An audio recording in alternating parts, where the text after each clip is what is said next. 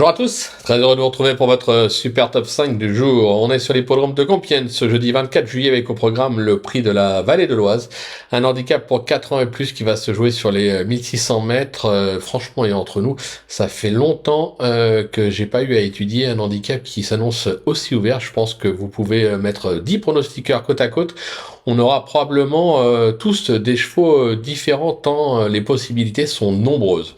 Mais avant de vous délivrer mon pronostic, bien sûr, n'oubliez pas qu'actuellement, pour toute ouverture de compte sur Genibet, vous pouvez bénéficier jusqu'à 250 € de bonus de bienvenue. Pensez également à vous abonner à notre chaîne en activant toutes les notifications. Pour cela, vous allez cliquer dans la cloche. Quant à Flo Gautreau, pour le retrouver, direction les réseaux sociaux. Allez, sans plus attendre donc, je vous délivre mon pronostic et restez bien avec moi pour connaître mes impasses. En tête, le 13, Alcalsim, le 15, Mamom, le numéro 2, Chiaro, l'As Pride of America, le numéro 14, Wolf et le numéro 4, Talentuoso.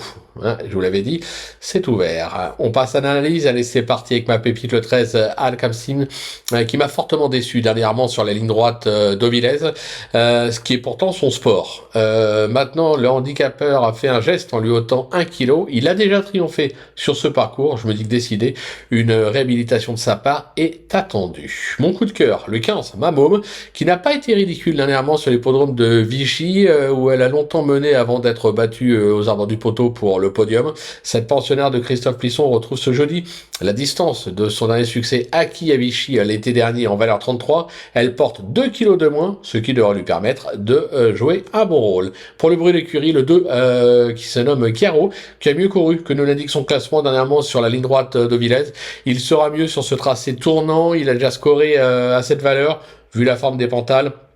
La méfiance s'impose, le repérer. L'As, Pride of America, qui a montré d'incontestables moyens sur les 2000 mètres ces derniers mois, que ce soit outre-Manche ou en France. Se protéger d'Amy Murphy a déjà scoré sur plus court par le passé. Sa récente 3e place sur la piste du jour atteste sa forme.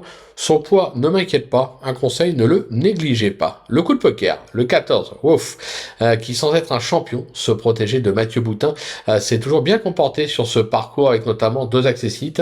Il est vraiment bien engagé en valeur. Je pense qu'il a tout à fait le droit de venir compléter la bonne combinaison. Enfin, un petit trouvaille, le numéro 4, Talentuoso, qui a peu couru depuis ses débuts, mais qui ont déjà quelques bonnes tentatives. Pas de souci de distance pour se protéger de David Osmaga. Il est plutôt bien engagé en valeur, associé à Maxime Guyon, et sur sa fraîcheur, il est capable de surprendre. Du côté des impasses, ce sera le numéro 3, Divine Chisna, qui me semble prise un peu haut en valeur, et de plus, moi je la préfère sur la fibrée.